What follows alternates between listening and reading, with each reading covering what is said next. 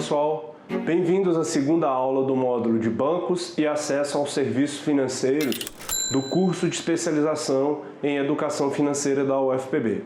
Nessa segunda aula nós vamos falar um pouco sobre o Sistema Financeiro Nacional.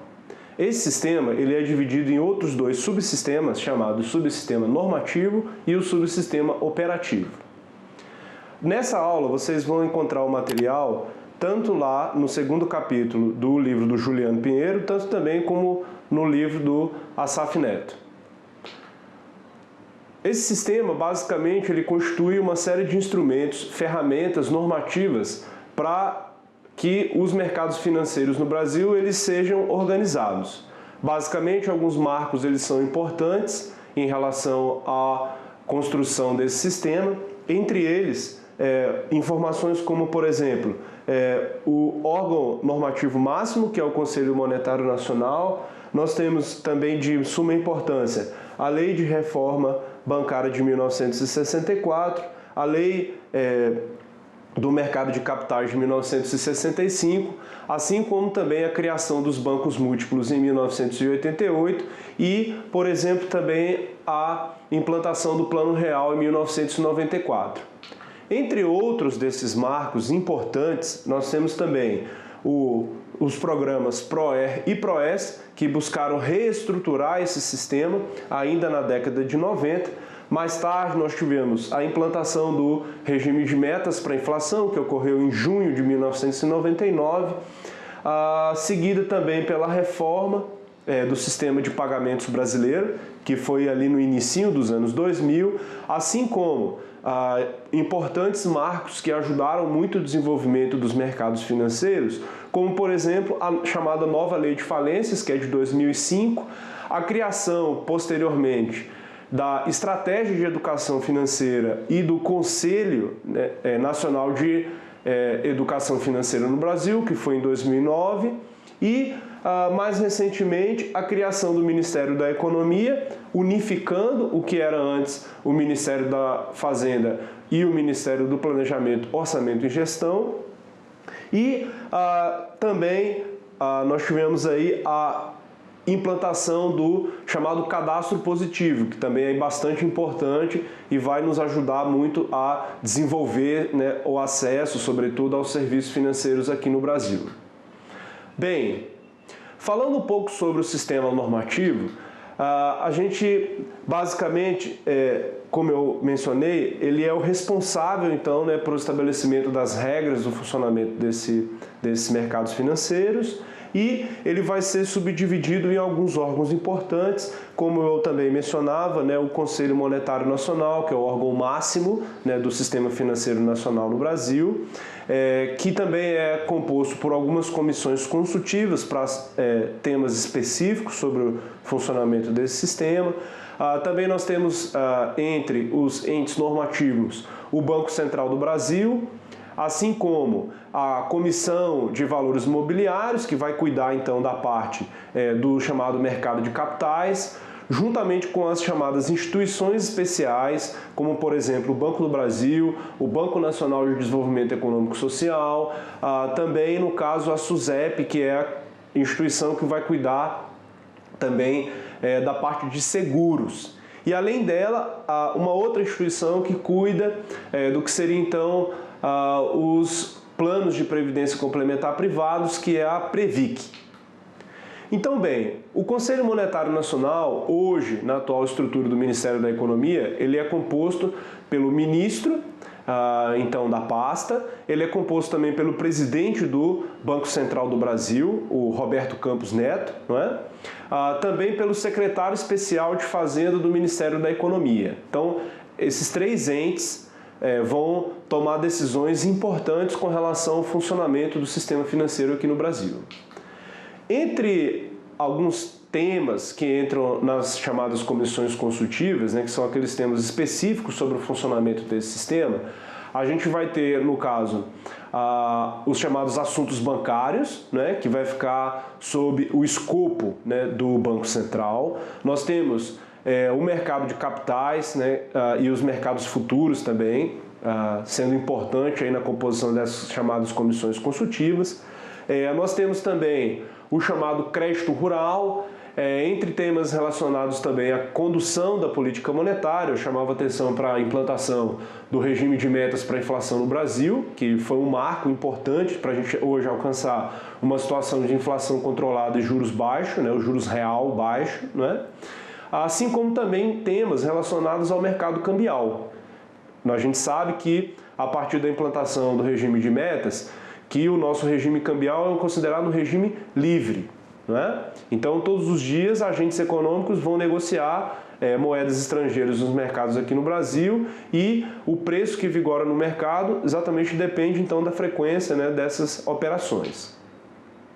Então, bem, o objetivo desse conselho é estabelecer, a partir desses diversos temas, todas as diretrizes e todas as decisões importantes no que concerne, então, o funcionamento desse sistema. Esse sistema, por sua vez, é um conjunto de mercados que funciona de uma maneira ordenada. Então, bem, entre as diretrizes, né, ou seja, os objetivos do Conselho Monetário Nacional, nós temos fixar diretrizes para as normas de política cambial, controlar a paridade de moeda e o equilíbrio no balanço de pagamentos, que envolve, como eu mencionava anteriormente, o mercado cambial, regular a taxa de juros. Basicamente, o regime de metas para a inflação, ele estabeleceu que o Comitê de Política Monetária, chamado Copom, ele vai se reunir e tomar decisões com relação a qual deve ser a remuneração dos títulos públicos aqui no Brasil. Então, essa é a chamada taxa básica de juros, também chamada de taxa Selic, que vai ser também alvo, né, de decisões relacionadas, então, ao Comitê de Política Econômica, que está submetido, então, ao Conselho Monetário Nacional. Nós temos também a regulação e a constituição de novas instituições financeiras, né? Faço aí um destaque para o caso das fintechs, né? Então, isso tem sido alvo, né, um objetivo com digamos assim, né, um alto grau de inovação, né? Então esses setores eles também têm que avançar bastante para poder estar sempre regulando esses mercados de forma, né, a beneficiar a população, não é? Nós temos também a fixação de diretrizes como taxas de encaixe, como a gente viu aqui no caso, né, a taxa de compulsório por parte do sistema bancário. Também disciplinar o crédito, né, e orientar a aplicação dos recursos, assim também como regular as chamadas operações de open market. Essas operações, basicamente, elas fazem menção à negociação de títulos públicos por parte do Banco Central para auxiliar no controle da liquidez. A gente viu na última aula que, basicamente, existem alguns instrumentos de política monetária, entre eles a emissão, né, da própria moeda, a taxa de juros, a taxa de compulsório, né, que freia um pouco ali aquele sistema de multiplicador de meio de pagamentos, e além desses instrumentos também o que concerne tanto, né, ao Tesouro Direto, que vai fazer menção à gestão da dívida pública por parte da Secretaria do Tesouro Nacional, e por outro lado esses títulos que são títulos do Banco Central e que vão ser usados então para poder controlar a liquidez na economia. À medida que o Banco Central, por exemplo, oferta títulos, né, faz essas chamadas operações de open market, então ele vai de certa forma enxugar um pouco da liquidez na economia. Já o Banco Central do Brasil, ele vai ser, na verdade, o executor das políticas estabelecidas no Conselho Monetário Nacional no campo, no caso da economia bancária, né? Então, todas as instituições que tiverem carteiras que de alguma forma se assemelhem à carteira comercial, de banco múltiplo ou de outras instituições como a Caixa Econômica, elas vão ser então supervisionadas pelo Banco Central. Ele também é um executor da política monetária, por razões que eu acabei de mencionar, não é? Entre outras. Ele é o gestor do sistema financeiro nacional com relação à expedição de normas e autorizações para o funcionamento de instituições bancárias, assim também como, né, ele é o braço executor, né, do Conselho Monetário Nacional, no que se refere, por exemplo, a aplicar penalidades, a intervenção das instituições. Lembro que o último exemplo que nós tivemos no Brasil foi o caso do Banco Pan-Americano, né? Então o Banco Central ele foi lá e fez uma liquidação extrajudicial em cima do Banco Pan-Americano e vendeu esse banco para outra instituição antes que ele apresentasse problemas mais graves de insolvência, como eu inclusive mencionava na última aula, que ocorreu com os bancos Santos, né, e o Banco Econômico ainda na década de 90.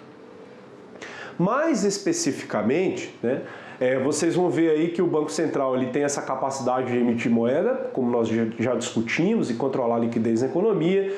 Ele vai fiscalizar, então, o funcionamento também das instituições financeiras, com relação, por exemplo, a algo que é bastante comum, né, a questão do estabelecimento de taxas, né? Então ele vai regular essa questão de quantas taxas os bancos podem cobrar, em que tipo de operação, e isso é bastante importante. Nós já tínhamos feito um estudo, isso ali nos idos de 2009, né, que só no caso dos cartões de pagamentos nós tínhamos no Sistema Financeiro Nacional cerca de 80 tipos de tarifas diferentes.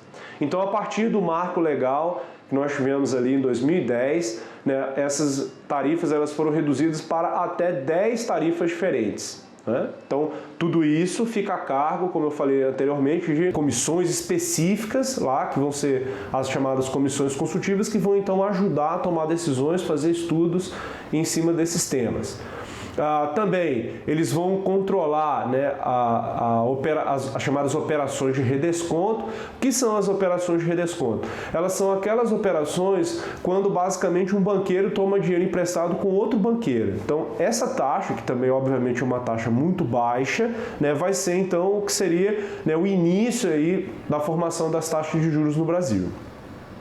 Também, né, o Banco Central vai regular a compra e venda de títulos públicos, ele vai regular também e supervisionar a compensação das liquidações. Eu falava sobre a reforma do sistema de pagamentos do Brasil, que se deu ali entre 2001 e 2002, e ela foi super importante para poder dar celeridade, né, a exatamente esse sistema de compensações e de liquidações das operações do sistema financeiro, junto às câmaras de compensação lá no Banco Central. Então o Banco Central ele realiza, ele supervisiona todas essas operações, esse emaranhado, né, de informações que vão caindo no sistema a todo instante. Hoje, para vocês terem uma ideia, se compararmos aí com o início dos anos 2000, a gente tem uma proporção muito maior de operações sendo liquidadas em tempo real. Então isso tem implicações do ponto de vista de sistemática, né, do funcionamento desses mercados. Bem, no caso de algumas informações a mais, vocês vão ver que aqui na nota de aula, né, nos slides, vocês vão encontrar os links dessas instituições. Então, eu convido vocês a entrarem nesses links para poder verificar em mais detalhes parte desses aspectos, cumprindo também uma parte do que é importante da nossa disciplina, que é vocês também tentarem trabalhar esses assuntos, ok? Além disso, nós temos no subsistema normativo a chamada Comissão de Valores Mobiliários, que vocês vão encontrar também o link aqui para poder dar, né, uma olhadinha lá na página deles. Então, bem, a Comissão de Valores Mobiliários ela foi criada pela Lei 6.385 de 1976, que também é uma lei importante, juntamente com a Lei 6.404, que vai estabelecer como é o funcionamento das sociedades anônimas no Brasil. Então, as empresas de sociedade anônima, elas são aquelas que têm o direito de emitir ações, né? Então, entre as empresas que emitem ações, naturalmente, nós temos também algumas instituições financeiras, né? Entre elas, nós temos os bancos com carteira comercial, nós temos também os chamados bancos de investimento, né? Entre outras instituições que colocam, então, essas ações no mercado de capitais.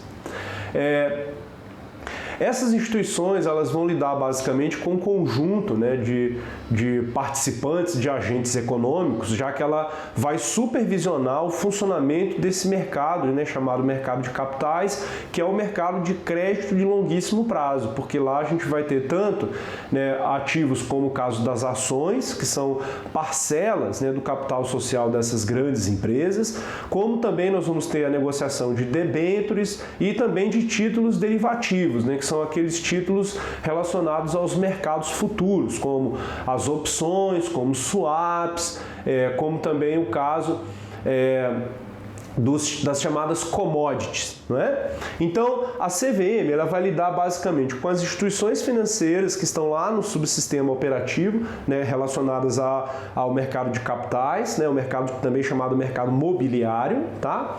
E, além dessas instituições, também essas companhias, né, essas empresas de capital aberto, juntamente com os investidores. Então, basicamente, qual é a missão da CVM? É cuidar para que haja, então, o funcionamento de um mercado em que as informações elas são amplamente disseminadas para que isso atraia então os investidores para comprar títulos dessas empresas, não é? Então, bem, entre essas funções, mais detalhadamente falando, né, a gente tem aí incentivar a poupança, principal missão, né, incentivar então essa poupança no mercado acionário. Lembrando que existem muitas diferenças, né, entre aqueles títulos relacionados ao mercado de curto prazo, né, por exemplo, títulos públicos, modalidades como a própria poupança, não é? Se nós formos comparar com os títulos de mercado de capitais, porque a gente está falando de uma formação de poupança de longuíssimo prazo, né, em que, inclusive, o emitente, né, não é necessariamente um ente público, né, na verdade, ele é um ente privado. Enquanto também nós temos situações excepcionais, até mesmo com chamada economia mista, né, como é o caso do Banco do Brasil. Né? Ele é uma empresa, emite ações, é uma SA, mas na verdade, majoritariamente esse capital social é do governo federal, ok? É da União. Então, bem, além de estimular essa poupança de longo prazo, que ela é a mais importante, né, para os investimentos que nós precisamos no Brasil, tanto no campo das inovações, tanto também no campo dos investimentos em infraestrutura, né, que tem um longo prazo de maturação, não é? Nós também temos, que é importante por parte da CVM, estimular o funcionamento então dessas bolsas de valores, né? No Brasil nós temos principalmente hoje, né, a B3, né, que é uma das 10 maiores bolsas, né, do mundo, né, e também é a maior bolsa do hemisfério sul, né, com um montante de operações e de empresas, né, de capital social negociadas lá extraordinariamente grande, né, e em ascensão nesse momento da conjuntura econômica. Assegurar a lisura das operações de compra e venda dos papéis. Então, bom, entre esses objetivos, talvez esses mais delicados, porque basicamente o que a CVM precisa fazer para que esse mercado ele se desenvolva? Ela deve coibir o uso de informações chamadas de informações privilegiadas, né? Então, essas informações elas prejudicam o funcionamento desse mercado. Na medida que a gente tem informações amplamente disseminadas, então isso leva a uma maior eficiência desse mercado. Inclusive, nós vamos abordar lá o paper do Fama, que é um artigo de 1965, que explica a importância da eficiência do funcionamento dos mercados financeiros.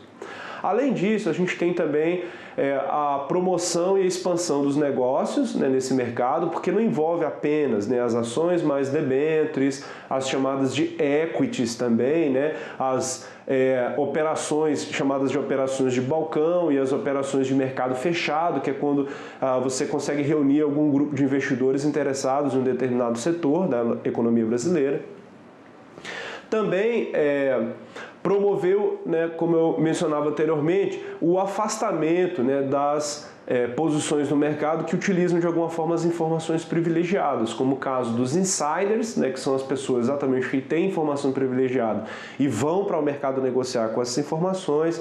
Lembro a vocês o caso lá da BR Foods, né, em que os donos da empresa foram para o mercado negociar com informação privilegiada. A informação nesse caso era a própria delação premiada, né, e ela afetou muito o mercado cambial. Então o que eles fizeram antes de fazer a delação foi lançar uma série de derivativos de câmbio no mercado financeiro e se aproveitar com esses ganhos, né?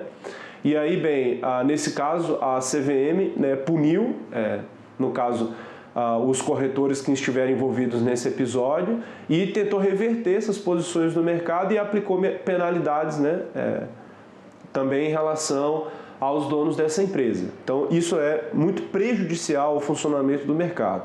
Além dos insiders, nós temos também, por exemplo, os chamados noise traders. O que são os noise traders? Aqueles agentes que vão negociar no mercado, mas de uma maneira caótica, né, que prejudica o funcionamento do mercado. Então isso é muito ruim, né, quando você tem também agentes disseminando informações, por exemplo, como hoje as conhecidas fake news, né? Então isso acontece no mercado financeiro também e é prejudicial ao mercado financeiro. Nesse caso, a CVM ela tem que atuar. A gente costuma brincar que a CVM ela é uma espécie de xerife, né, lá do chamado mercado de capitais.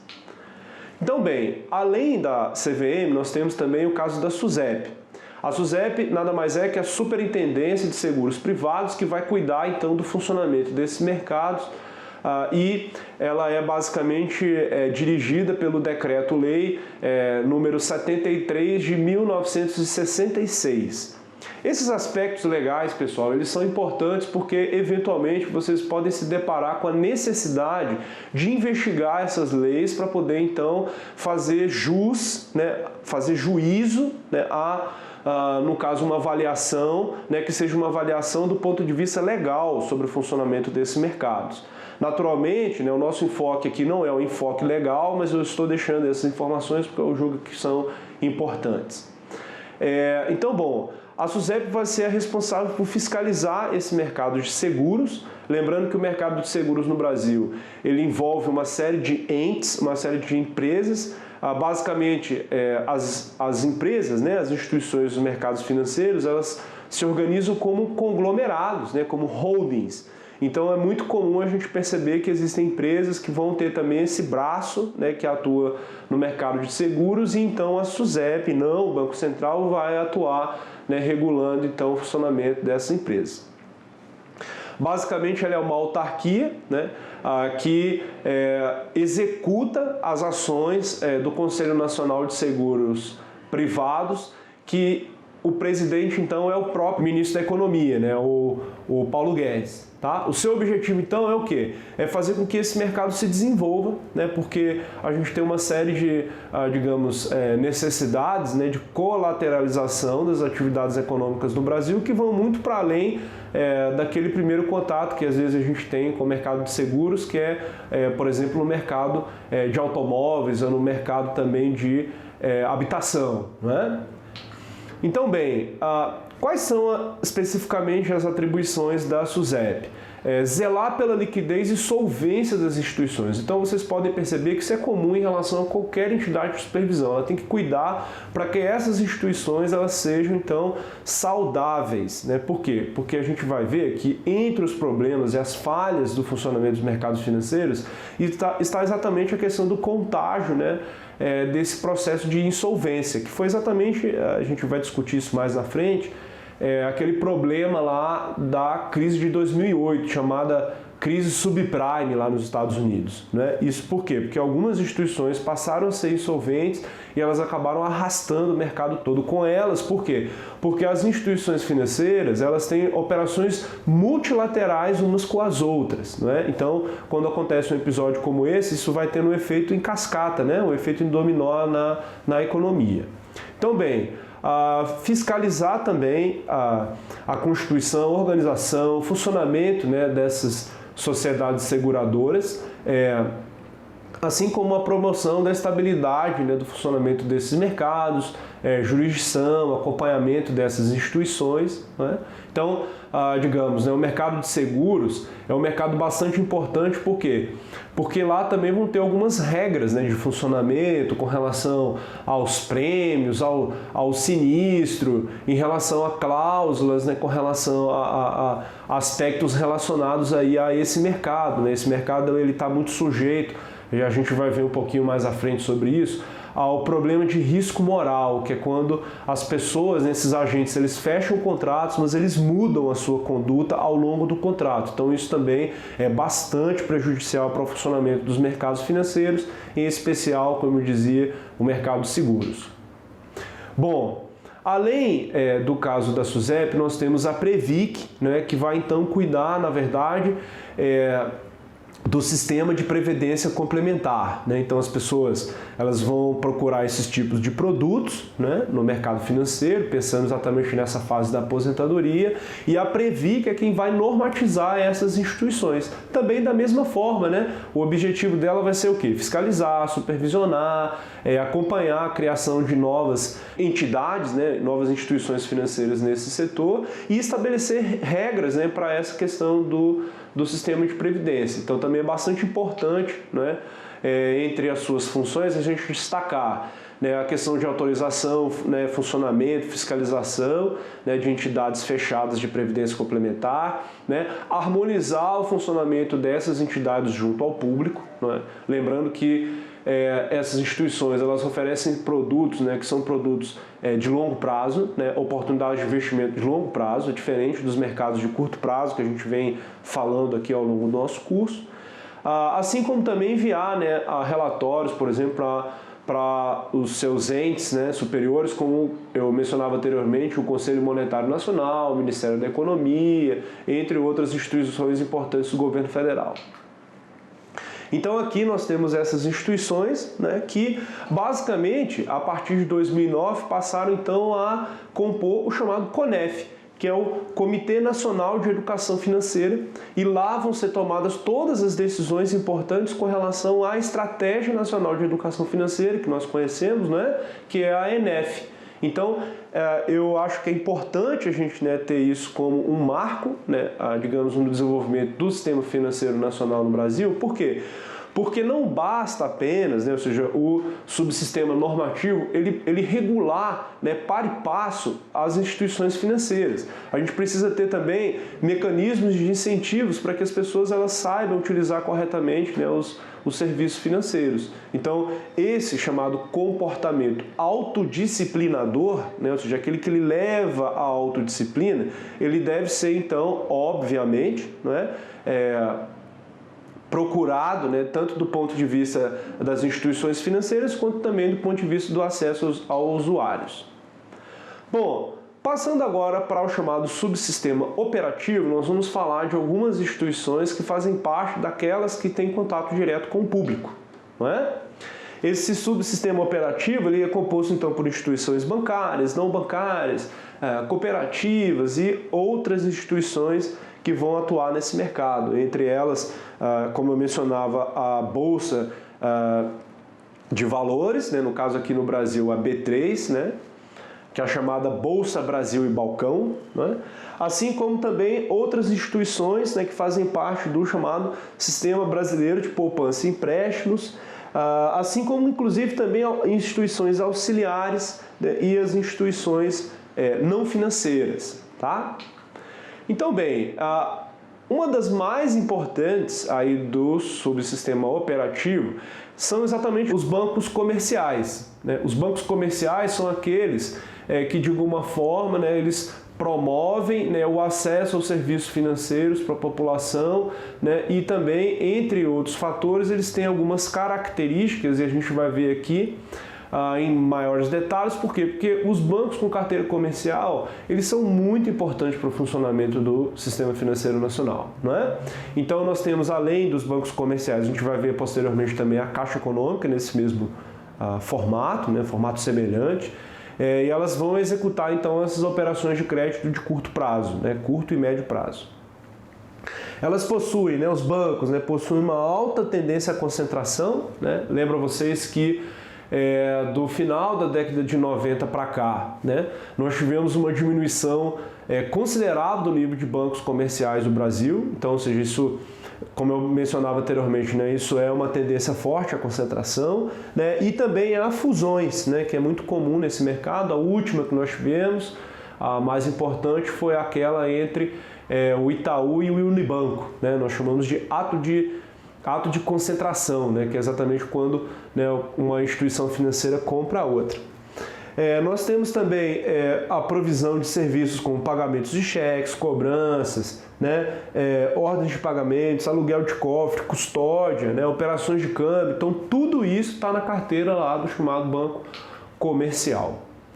Eles podem ser classificados de algumas formas, né, mas isso não segue nenhuma convenção.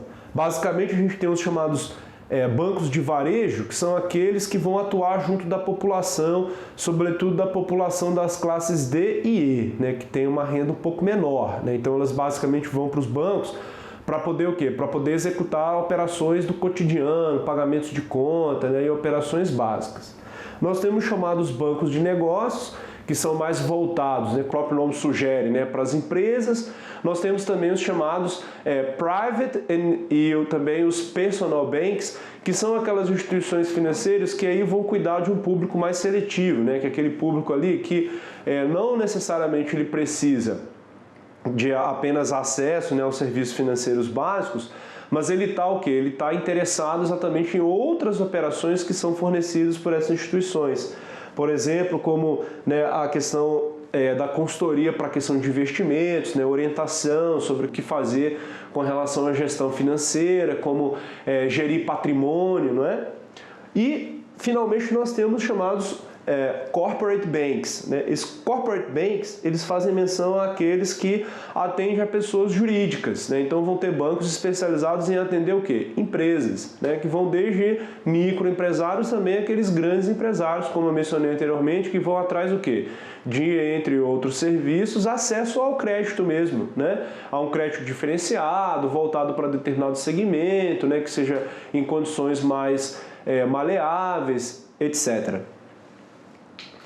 Bem, entre essas instituições, né, exemplificando aqui, como eu mencionava, a gente tem então os private banks, né, cuidando aqui de um público mais seletivo. A gente vê aí entre outras instituições, por exemplo, o Credit Suisse, né, o Bradesco Private Bank, que é uma sociedade de propósito específico, né, do grupo Bradesco.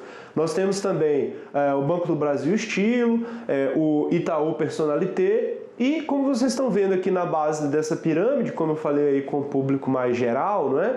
Nós temos a Caixa Econômica Federal, que tem carteira de banco comercial, mas é parte de uma categoria específica de instituição financeira.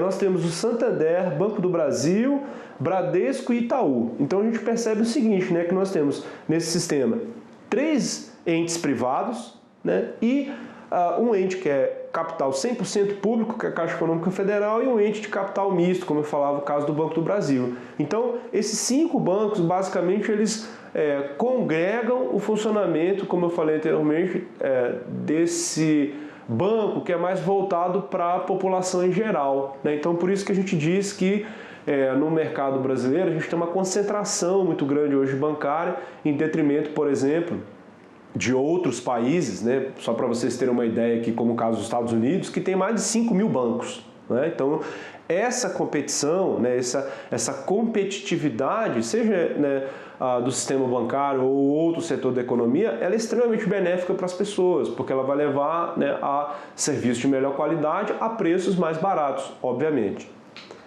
Então, bom, só para vocês terem uma ideia dos números, né, em termos de, no caso aqui, de provisão, né, de crédito na economia, olha só, né, a gente tem uma participação do Bradesco de 22%, Caixa Econômica 16%, né, entre os bancos comerciais, Brasil com 27%, mais o Santander com 12%. Então, aqui, como eu mencionava anteriormente, do chamado mercado bancário relevante, né, que aí, né, a gente está fazendo menção a algo em torno de 85% desse mercado, a gente tem uma participação de apenas 5 players, né? Então isso é bastante preocupante.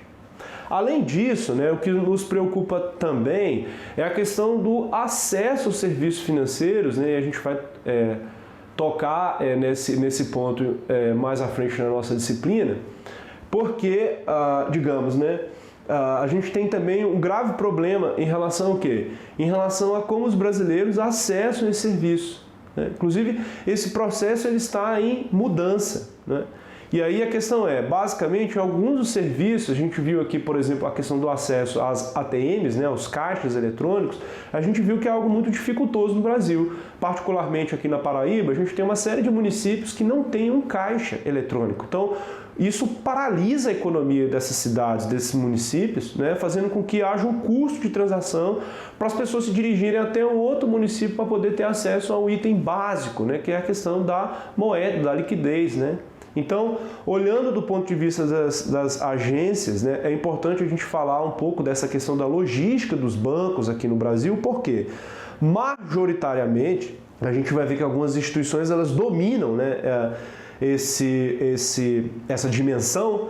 E aí, bem, aqui a gente vê que entre, né, o ano de 2008 e o ano de 2018, né, nós tivemos um crescimento né, grande aqui em relação à questão das agências, particularmente do Banco do Brasil, que atingiu seu ápice ali mais ou menos entre 2014 e 2015 e agora vem declinando o número de agências, enquanto agora ela passa a competir com o Bradesco, que está aqui em vermelho, que é essa instituição que teve alguns saltos, né, se vocês verem aqui, entre 2011 e 2012 e mais recentemente entre 2016 e 2017.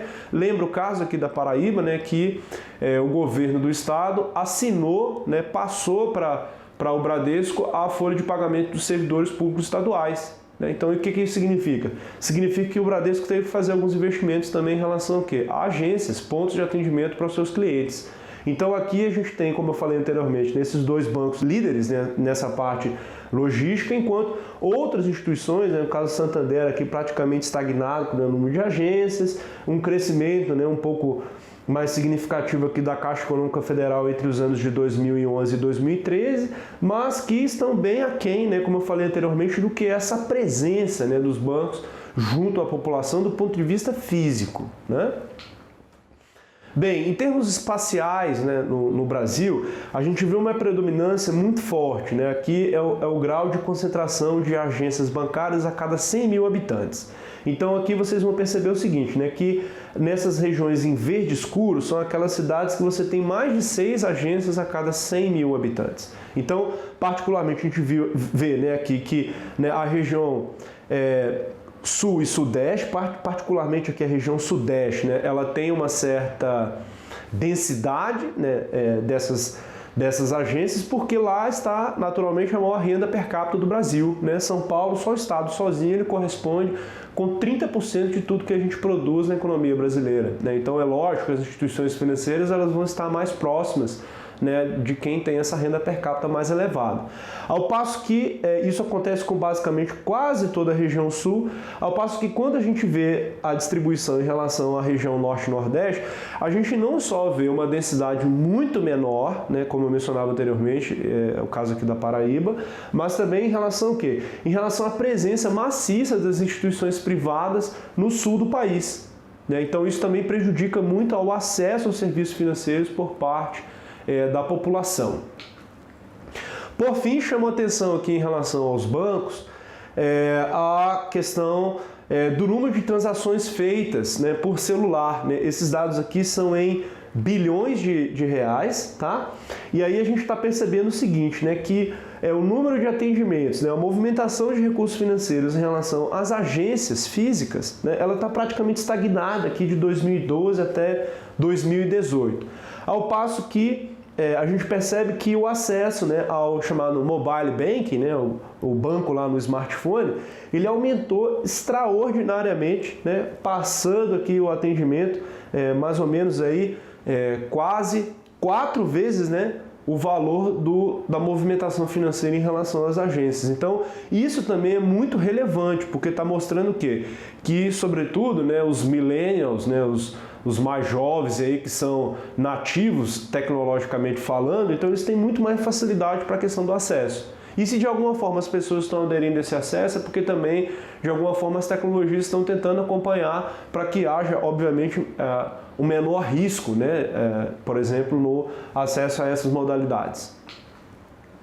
Bem, aqui, né, a gente tem então a relação dos bancos com a questão da responsabilidade social. Isso é bem interessante também diante, né, dos pontos que eu acabei de falar. Então, vejo aqui que a gente tem, né, o Banco do Brasil, a gente tem aqui o Bradesco, a gente tem aqui o BNDES e, como a gente percebe, o Banco Nacional de Desenvolvimento Econômico e Social é o mais bem ranqueado em relação a esses indicadores de sustentabilidade social e também sustentabilidade ambiental. Então a gente vê que ele detém, né, alguns desses melhores indicadores, sendo, né, o melhor relacionado a direitos humanos e também a atividade de mineração. Além das instituições apresentadas anteriormente, nós temos o caso da Caixa Econômica Federal, que é uma instituição de capital 100% público, um ente importante também, que executa uma série de atividades do governo federal, além do que também tem uma grande participação relacionada ao grande público, não é? Então, no caso, a Caixa Econômica Federal, ela administra o sistema de financiamento habitacional, muito importante, né, para o financiamento de casas, né, de imóveis para as pessoas. Além disso também, ela administra com exclusividade o Fundo de Garantia por Tempo de Serviço, que é o FGTS. Então ela é o principal ente, né, que vai tanto captar esses recursos como também realizar o pagamento desses recursos para os trabalhadores no Brasil. Além disso, a Caixa Econômica ela tem outras funções de destaque que fazem, juntamente com o Banco do Brasil, com que a Caixa Econômica seja considerada um ente especial do Sistema Financeiro Nacional. Então, entre essas funções, a gente tem a administração da exclusividade das lotéricas federais. As lotéricas, elas são muito importantes em relação à questão de levar acesso aos serviços financeiros para as pessoas. Juntamente com o caso das cooperativas de crédito, que nós vamos falar agora a seguir, elas, com os bancos múltiplos, com as fintechs, inclusive agora, mais recentemente, com as corretoras, atuando também em parte nesse mercado, elas ajudam a ampliar o acesso a esses serviços financeiros e, concomitantemente, então, diminuir, né, aquele problema que a gente viu em relação, né, no território nacional, como é que se dá a repartição da participação, né, da presença, né, das instituições financeiras. Além disso, também a Caixa Econômica ela vai administrar as chamadas operações de penhor. Então, existe também uma modalidade à disposição das pessoas para fazer empréstimos, que é você penhorar joias da família, né? Então, de uma maneira menos burocrática, você pode conseguir acesso a dinheiro mais rapidamente através desse tipo de operação. Bem, como eu disse, o Banco do Brasil, juntamente com a Caixa Econômica, é considerado uma instituição especial. Por quê? Porque o Banco do Brasil, entre outros fatores, ele foi a primeira instituição financeira do nosso sistema financeiro nacional. Então ele foi ainda fundado, né, no Brasil Império, né, por Dom João VI no ano de 1808, ou seja, no século XIX. Né? E por essas razões, né, razões históricas, o Banco do Brasil ele tem uma presença muito forte, sobretudo ao setor agrícola, né, e também ao setor industrial. Então, bem, ele tem uma série de carteiras em que ele destina, então, uma parte dessas carteiras para a realização desses empréstimos que são importantes para o desenvolvimento de certos setores e de certas regiões aqui no nosso país.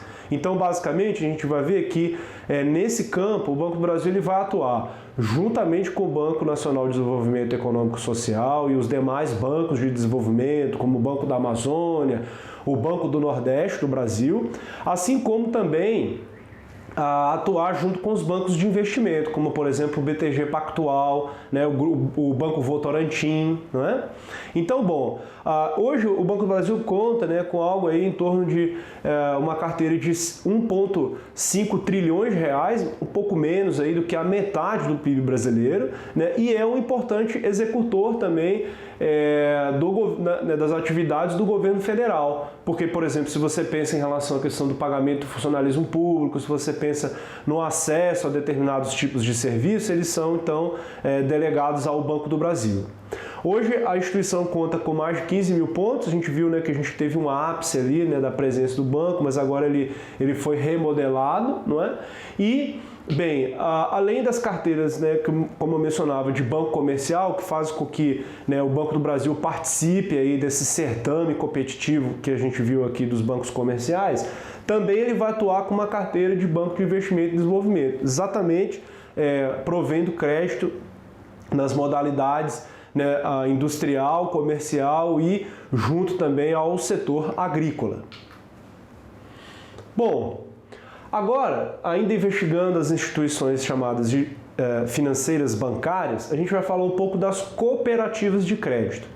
As cooperativas de crédito, como já foi mencionado, elas tiveram um papel fundamental na ampliação do acesso aos serviços financeiros, mas, sobretudo, ainda lá na década de 80, elas tiveram uma participação na primeira provisão de crédito para setores específicos. Então, quando você pega historicamente, as cooperativas, elas são muito... O cooperativismo, ele é muito importante para o desenvolvimento econômico. Por quê? Porque a cooperativa, ela busca o quê? Ela busca, diferentemente das instituições bancárias, prover crédito para os seus cooperados, mas sem, com isso, obter lucro. Então, ela tem uma finalidade social. Então, isso é importante, porque isso é uma característica semelhante ao que é o caso, digamos, de outras das instituições participantes desse sistema. Então, digamos, ela é gerida, ela é mantida, então, para prover serviços financeiros para os seus cooperados, os seus recursos, eles são garantidos pelo chamado Fundo Garantidor do Cooperativismo de Crédito, FGCCOP. Tá? Esse FGCOP ele é importante por quê? Porque ele vai atuar de maneira semelhante ao que é o Fundo Garantidor de Crédito. O Fundo Garantidor de Crédito é aquele que ajuda a colateralizar, junto com os depósitos compulsórios, aos recursos que são destinados então ao crédito pelas atividades bancárias, pelas instituições bancárias. Tá? No caso da cooperativa, ela é delimitada legalmente, sua constituição, pela lei número 5.764 de 71, assim como também a lei complementar número 130 de 2009. Então essas duas leis elas vão ser bastante importantes nesse sentido. Além disso, a gente vê que as cooperativas elas fazem uma repartição caso ela tenha resultado positivo com os cooperados e caso ela venha ter prejuízo também ela vai socializar esses prejuízos. Hoje no Brasil, entre as maiores cooperativas nós temos o Cicobi, a Sicredi e a Unicred. Então essas são as três primeiras cooperativas mais importantes. Inicialmente essas cooperativas elas surgiram na década de 80 no entorno de setores específicos. Por exemplo, produção de grãos, produção de gado leiteiro. Então, elas ajudaram o Brasil, numa época, a vencer um grande problema que nós tínhamos de restrição ao crédito. Então, bem, além das cooperativas, a gente tem também os bancos múltiplos, entre as chamadas instituições financeiras bancárias. Tá? Os bancos múltiplos eles são um pouco diferentes dos bancos comerciais porque eles não provêm atividade, por exemplo, relacionadas à abertura de uma conta corrente, relacionadas, por exemplo, à provisão de determinadas modalidades de crédito, tá certo? Então, a ideia é que eles são chamados de bancos universais, porque eles foram destinados, também criados ali durante a década de 80, se vocês lembrarem ali, da Lei dos Bancos Múltiplos de 1988, e o objetivo dos bancos múltiplos é, então, ajudar na ampliação desse acesso aos serviços financeiros, serviços básicos para a maior parte da população. Eles, na verdade, eles têm acesso a dois tipos de carteiras, entre as 4 carteiras disponíveis para esses bancos, sendo que necessariamente eles têm que escolher 2 dessas carteiras relacionadas a banco comercial ou banco de investimento. Então, bem, no banco comercial a gente viu que são aqueles serviços providos pela atividade bancária, o banco de crédito imobiliário, que vai então captar recursos para poder fomentar financiamentos destinados ao setor habitacional, então juntamente com a questão da Caixa Econômica Federal, através do Sistema de Financiamento Habitacional, SFH, e também relacionado ao banco de financiamento. Então, existe uma série de atividades econômicas no Brasil que elas têm uma necessidade de tipos específicos de financiamento. A gente vai ver aqui mais adiante, por exemplo, casos como o leasing, que é uma espécie de aluguel, quando você tem às vezes um meio de produção que é muito caro e não compensa para a empresa comprar aquele meio de capital, aquele meio de produção, como por exemplo um avião. Então você imagina que as companhias aéreas elas realizam aluguéis de aeronaves e colocam essas aeronaves à disposição para poder vender assentos. Então, bom, Em relação aos bancos múltiplos, né, eles têm que atuar, então, como foi mencionado, com 2 das 4 carteiras, banco comercial, banco de investimento, sendo que ele consegue captar recursos de diferentes fontes, né, como está sendo colocado aqui, através de depósito nas modalidades que ele oferece, captação no mercado aberto, recursos de mercados interbancários, operações interbancárias, que são as operações entre os bancos, não é? Também através de recursos institucionais, né? Ou seja, através de entes específicos, né? Através de negociação na modalidade balcão e também através de seguros de previdência. Tá? Então essas são as formas que os bancos múltiplos têm de captar recursos. A gente tem uma série de bancos interessantes aí que foram criados nessa época, inclusive até um banco que foi criado aqui na cidade de João Pessoa, que foi o Multibank, né, que depois foi adquirido pelo Lehman Bank. Né? Então, historicamente falando, inclusive aqui a Paraíba ela tem um pioneirismo, né, nesse tipo de atividade. Além disso, agora nós vamos falar, né, dos bancos de investimento que fazem parte das chamadas instituições financeiras não bancárias. Então atenção, né, porque parece até uma espécie de uma pegadinha, né, ou seja, porque é banco de investimento, mas não é banco. Né? Então os bancos de investimentos eles são o quê? Eles são instituições financeiras especializadas para o crédito de grande porte e de longo prazo. Então imaginem vocês que as grandes empresas, né, elas vão ter, caso elas sejam empresas constituídas na forma de sociedade anônima, elas vão ter uma oportunidade, por exemplo, de captar recursos através da emissão de ações no mercado de capitais. No entanto, para poder fazer capital de giro, para as necessidades de repente de ampliação, né, das plantas, das atividades da empresa, ela nem sempre vai conseguir fazer isso através do mercado de capitais, então ela vai recorrer aos bancos, como eu mencionava anteriormente. Se ela participa de certos setores de interesse social, ela pode então adquirir, né, crédito junto aos bancos de desenvolvimento, ou os bancos com carteira de banco de desenvolvimento e investimento, como a gente viu o caso do Banco do Brasil.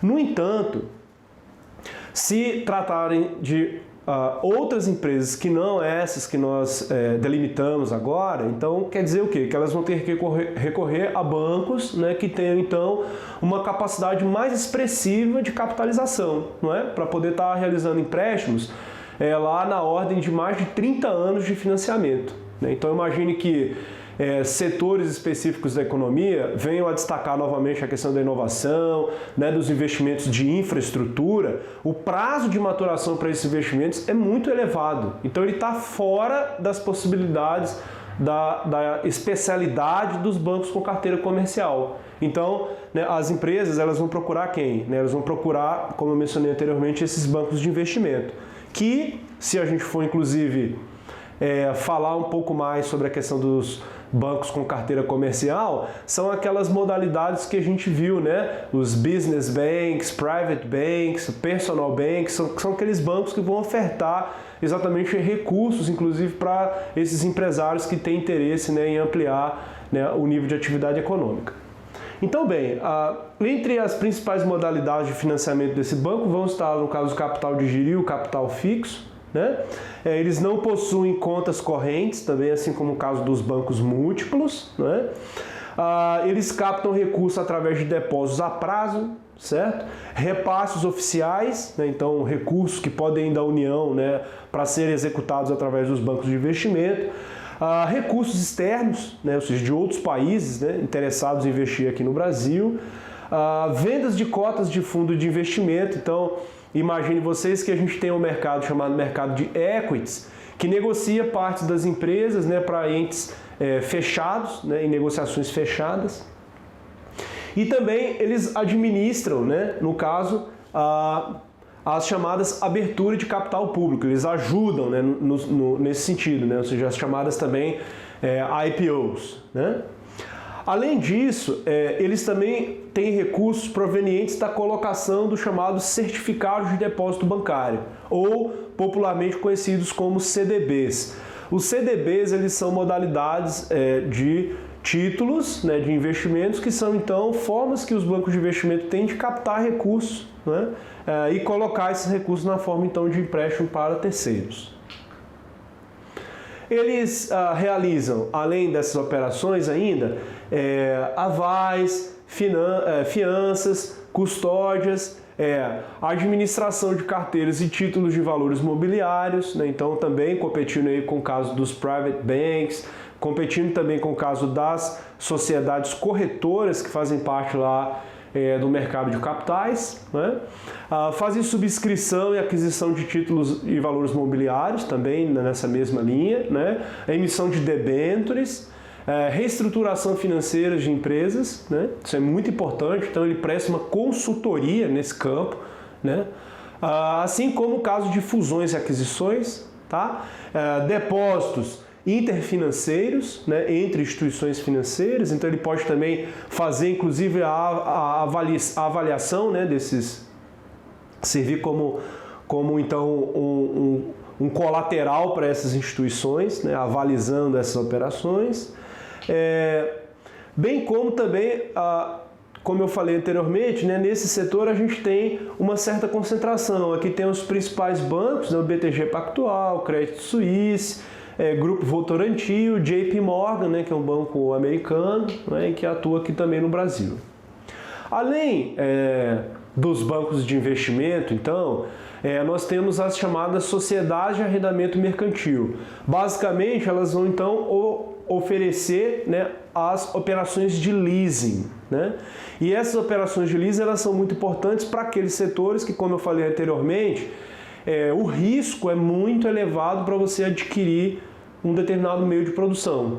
Então, no caso para as companhias aéreas no Brasil, né, você imagina aí o caso da Gol, da Latam, né, no caso da Azul, o que essas companhias fazem?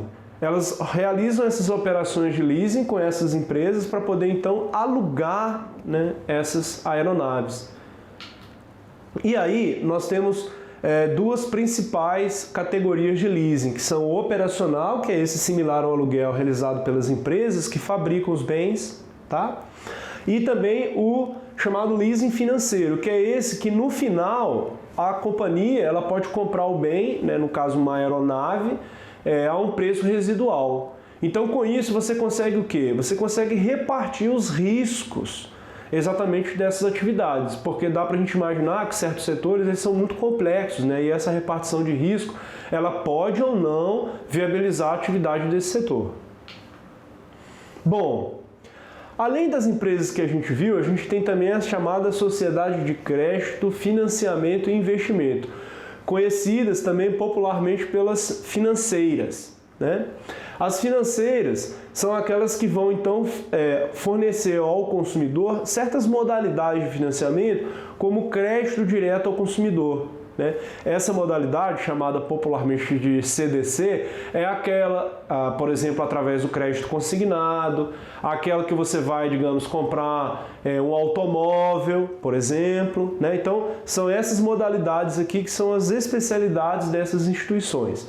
Elas são constituídas também como SAs, né, na forma de conglomerados financeiros, né, ou seja, holdings, como as demais instituições do sistema financeiro, e também elas conseguem captar, né, recursos próprios, por exemplo, na questão da emissão das chamadas letras de câmbio, né? Então, vai ter uma etapa da nossa disciplina que a gente vai falar um pouquinho sobre uma série de papéis financeiros, né? Entre eles, inicialmente, os ativos de renda fixa e depois os ativos de renda variável. Então, a gente vai ter a oportunidade de falar aqui, no caso, né, das letras de câmbio, dos depósitos bancários, né, também, no caso dos depósitos interfinanceiros, que eu mencionava que são modalidades de financiamento entre os bancos, tá? E, por sua vez, né, essas operações elas são limitadas a 12 vezes o volume de reserva dessas instituições. Então, nesse caso, diferentemente do caso do banco comercial, o que vai dar limites, né, ao alavancamento do capital dessas instituições não vai ser a taxa de compulsório. Aqui, no caso, vai ser, então, dada por, né, essa espécie de regulação com base em balanços. Então, ou seja, ela só pode colocar no mercado 12 vezes o que ela tem no balanço de patrimônio líquido dela. Bom, além dessa instituição, nós temos também o caso da Sociedade de Crédito Imobiliário. Tá? A Sociedade de Crédito Imobiliário, o nome já diz, né? Ela vai então fornecer crédito para o setor imobiliário.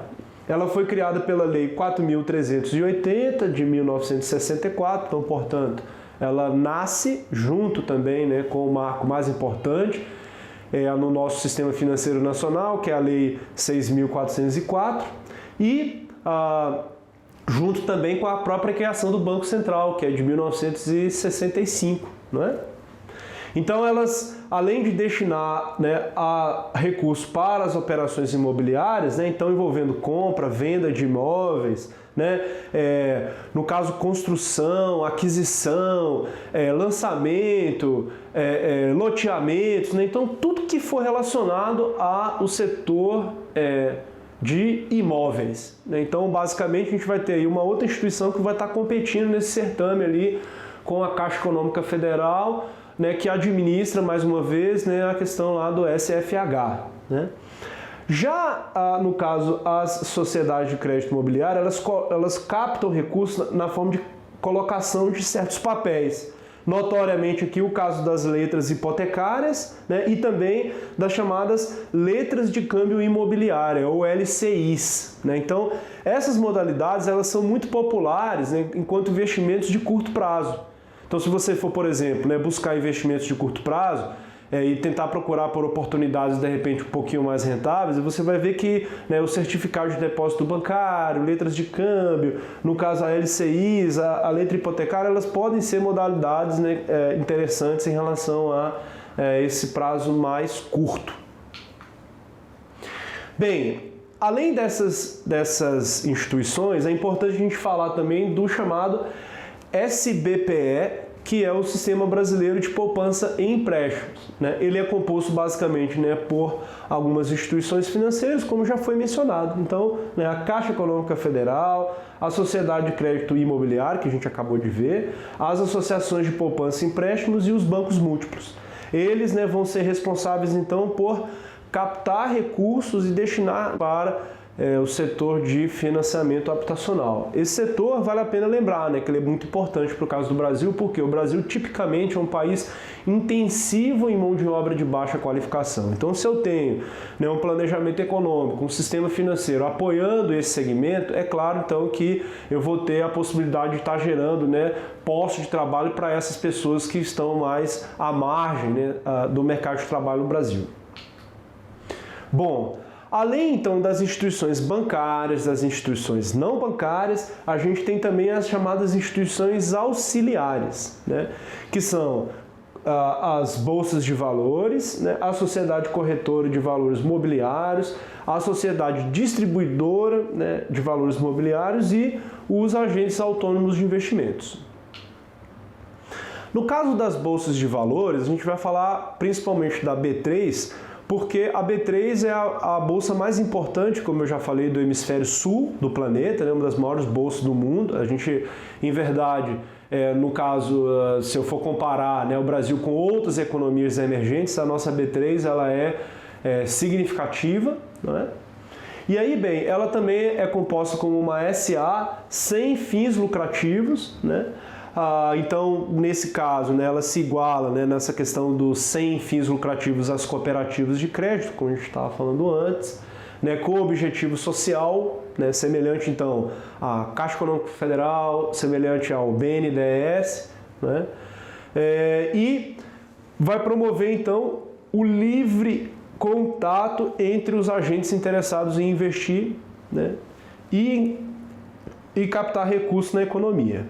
Então, bem, elas vão proporcionar liquidez aos títulos negociados, elas vão atuar por meio de pregões, elas têm responsabilidade muito importante na fixação de preços, para que esses preços eles sejam preços fidedignos, né, às condições das empresas, né, as condições patrimoniais, de balanço de exercícios, de riscos, né, ofertados para os acionistas, né? Então lembre-se daquele importante papel da CVM, considerada xerife, né, do mercado de capitais. Então existe uma corresponsabilidade muito forte das bolsas de valores, né? Obriga-se a divulgar as operações realizadas no menor tempo possível. A gente vai falar um pouco da B3 e aí vocês vão ver que lá nós temos o sistema Mega Bolsa. O Mega Bolsa ele pinga dados no sistema, né, a cada minuto, né? Então você tem a atualização aí, né, dos preços, né, negociados no mercado. Também, né, elas atuam em diversos mercados, seja ele à vista com as ações, a termo e também os mercados futuros, né, que nós falávamos também, que são as opções, as commodities, as swaps, né, em que a gente vai ter a oportunidade de falar um pouco mais à frente. Bom, a bolsa mais importante, a B3, também remeto, né, ao link aqui que vocês podem acessar, né, e ter, né, maiores informações a respeito do funcionamento dessas instituições.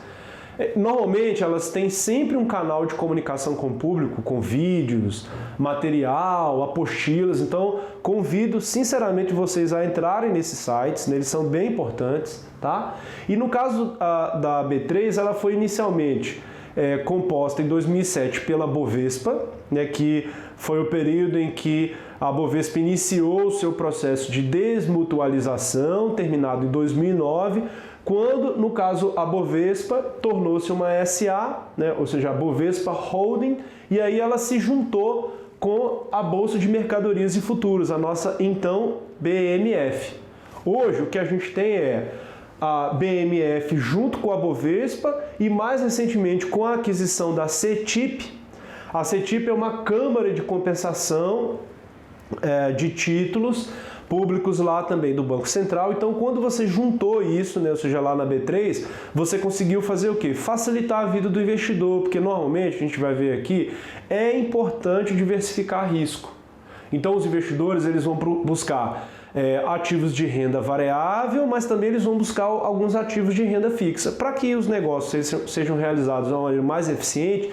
Então, no ano de 2017, nós tivemos a criação, então, da Brasil Bolsa e Balcão, chamada de B3, que é considerada a quinta maior bolsa do mundo, né, e a maior bolsa do hemisfério sul, né? Então esse é um desejo, né, ou seja, dela se tornar essa quinta maior bolsa do mundo.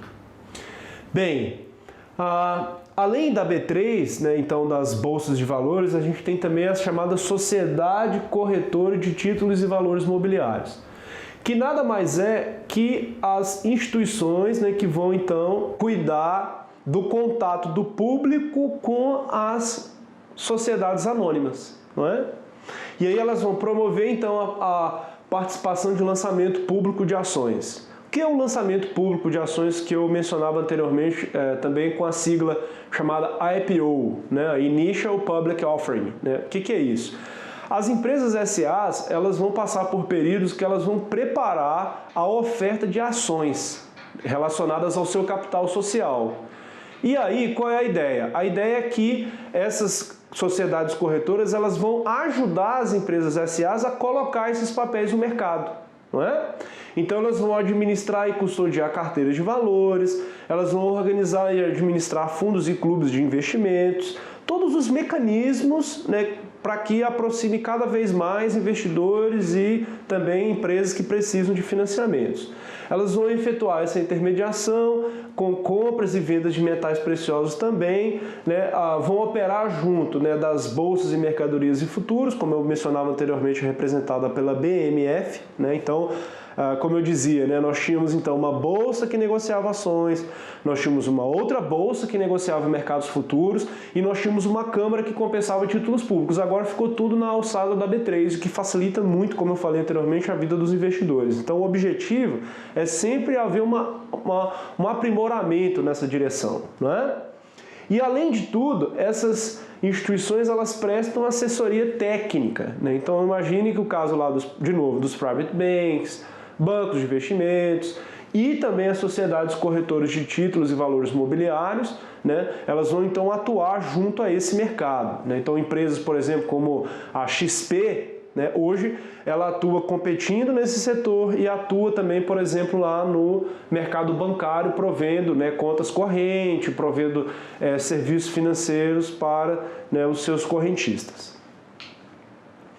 Entre algumas características aqui, né, eu escolhi algumas dessas corretoras, só para vocês terem uma ideia, né, veja que os custos operacionais, né, que são repassados aos investidores por parte dessas corretoras. A competição nesse mercado, ela está levando o quê? Com que, né, elas zerem a taxa, por exemplo, para o Tesouro Direto, né, que são aqueles títulos públicos, né, e também, no caso aqui, né, para financiamento, né, do tipo 2, né, fundos, né, ela também tem uma taxa muito pequena, e aqui no caso das ações elas, né, estão diferenciando aí uma estratégia entre elas para poder então ter acesso de repente a esses investidores. Por quê? Porque alguns investidores eles vão realizar operações que a gente chama de operações day trading, né? Ou seja, então eles estão freneticamente realizando operações no mercado, e para esse tipo de cliente normalmente as corretoras elas vão cobrar um valor a mais. Sendo que você tem uma outra modalidade de investidor, que é aquele do tipo buy and hold. Esse investidor, que ele faz? Ele costuma comprar as ações, ele olha bem para os fundamentos das empresas e mantém aquele papel na carteira, né? Ele não fica comprando e vendendo ações todos os dias. Então, para esse caso aqui, algumas dessas modalidades elas podem ser interessantes, já que ele não vai ficar acionando a corretora com ordens de compra e venda a todo instante. Bom, além das sociedades corretoras, nós temos também as sociedades distribuidoras de títulos e valores imobiliários, né, também chamadas de SDTVM, né? E aí elas são instituições financeiras que também realizam as intermediações financeiras, são supervisionadas pelo Banco Central e pela CVM, né, após uma decisão conjunta de 17 de 2009, tá? E basicamente elas realizam operações muito parecidas com as corretoras, né? Hoje não existe uma diferença funcional entre elas, tá? Então elas tanto realizam operações no mercado aberto, títulos, né, valores imobiliários de renda fixa e variável, e também, né, a participação no lançamento público de ações. Então é muito importante, né, a gente lembrar que nesse mercado a gente tem alguns entes que são diferenciados, né? Por exemplo, o caso dos investidores, né? No caso das empresas, né, que tem inclusive, né, objetivos opostos, né, aos investidores, tanto também em relação às corretoras, às bolsas de valores, né? Então, essas instituições, coletivamente, elas têm o quê? Que cuidar muito bem do tratamento das informações, do mecanismo do sistema de operações, né, o chamado pregão eletrônico, que eu falei, o Mega Bolsa, para que ele realmente reflita as informações corretas. Com isso, nós vamos ter o quê? Que os preços que vão prevalecer nesse mercado, eles vão ser preços mais confiáveis. Bom, finalizando, né? Então os bancos de desenvolvimento eles vão ser instituições públicas que visam, como a gente viu, promover o desenvolvimento econômico-social, seja do país ou de uma região em que ele atua, não é? Sendo que, juntamente com o BNDES, nós temos o Banco da Amazônia, o Banco do Nordeste do Brasil, o BNB, o Banco Regional de Desenvolvimento do Extremo Sul, BRDE, o BDMG, que é o Banco de Desenvolvimento de Minas Gerais, assim como outros bancos, por exemplo, também no estado de São Paulo. Então, imagine que nem sempre as instituições financeiras, sobretudo aquelas privadas, elas vão ser interessadas em certos setores. E aí é onde entra a questão do objetivo social de algumas instituições atuarem especificamente nesses segmentos. Porque a gente sabe, né, o Brasil é um país líder de desigualdade de renda, né? Hoje a gente tem aí estatísticas horríveis, né, como por exemplo, sei lá, 50% da população vivendo com algo um pouco mais de R$400 por mês, né? Então é lógico que essas instituições financeiras aqui, elas têm que entrar, né, nesse certame, né, atuando no sentido do quê? De desenvolver essas regiões e diminuir, então, essas diferenças, né, que são tão gritantes aqui no nosso país. No caso, né, nós temos também o Banco do Brasil, que tem carteira de banco de desenvolvimento, assim como as demais instituições que eu mencionava para vocês. No caso do BNDES, né, vou deter a atenção em relação a ele, ele foi criado pelas leis 1628 e 2973, de 1952 e 56, respectivamente. Além disso, é uma instituição pública federal vinculada ao Ministério da Economia, né? Então ele é o principal executor, né, de financiamento do governo federal, sendo que tem uma atuação também muito forte, assim como o caso do Banco do Brasil, no setor de agropecuária, indústria, comércio e serviços, né? E também em relação às micro e pequenas empresas, tá? Que é um importante segmento que, para vocês terem uma ideia, gera mais de 90% do primeiro emprego, né, das pessoas aqui no nosso país. O objetivo desse banco, então, é reequipar, fomentar as empresas no interesse e desenvolvimento do nosso país. Então, a ideia qual é?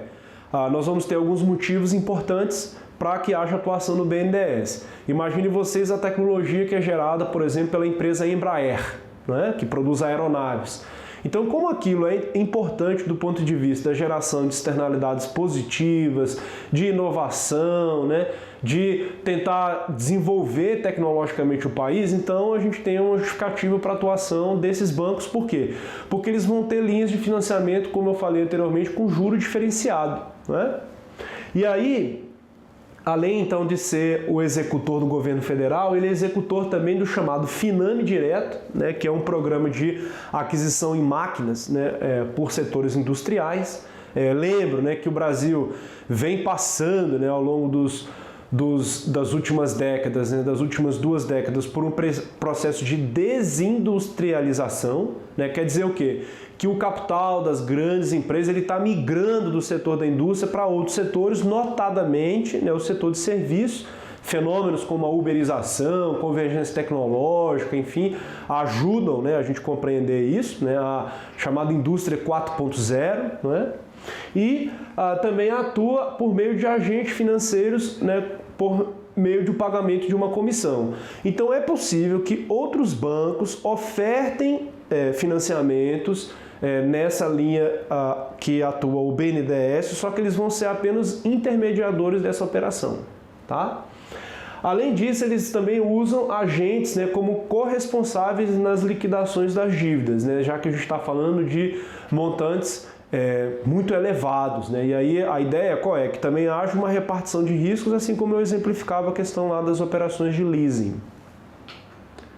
Bom, além disso, a gente tem também uma participação importante, o BNDES, uma série de segmentos, né? Aqui tem um gráfico que mostra para a gente de 1950 até 2010 como que o BNDES foi ampliando a sua linha de atuação. Ele começou, na verdade, na parte de infraestrutura, da parte de desenvolvimento tecnológico, como eu mencionava, até a parte, né, de agronegócio, energia, né, pensar aí em energia renovável, né? Então, inclusive esse ano, né, foi aprovado uma modalidade específica para a questão de financiamento da energia fotovoltaica, né? E mais recentemente ele começou a atuar em outras linhas, né, dos anos 2000 para cá, nas micro, pequenas, né, e médias empresas, na sustentabilidade, né, na sustentação de investimentos de determinados setores, até porque a nossa economia, né, desde 2013 a gente vem passando por um processo de recessão, né, e que isso tudo faz com que essas instituições sejam ainda mais importantes. E aí, bom, no caso do BNDES, né, a gente vê muitas notícias e, assim, vale a pena a gente falar também de alguns dos seus desafios, como, por exemplo, a questão da ampliação da transparência. É muito, muito importante que o BNDES amplie a sua transparência. É muito importante, né, que também o BNDES não promova a chamada política de ganhadores, né, em que ela vai acabar criando condições de uma competição desigual entre as empresas. Eventualmente, uma empresa que não possui vantagem competitiva e nem vantagem comparativa, ela pode ter uma vantagem do ponto de vista de que o custo do capital para ela está inferior àquela empresa que também faz parte do mesmo segmento e que, no entanto, apresenta essas vantagens, né? A chamada vantagem comparativa e a vantagem competitiva. Então, esse tipo de política ela é contraindicada no sentido de criar mais oportunidades de desigualdade nesse certame de competição.